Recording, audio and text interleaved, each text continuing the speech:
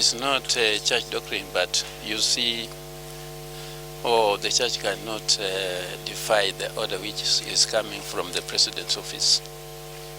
So we are going to request if they can allow us to bury him tomorrow, and if they refuse, we are going to do it today. The government in place was chosen by God, and we are bound to obey all orders coming from the government. So I'm requesting them that since we are not allowed to gather, to have a crowd, we just need few people. So we are appealing to them, if you are not invited, please bear with us. You will come later if the time will come that there is opportunity for you to come and see the grave.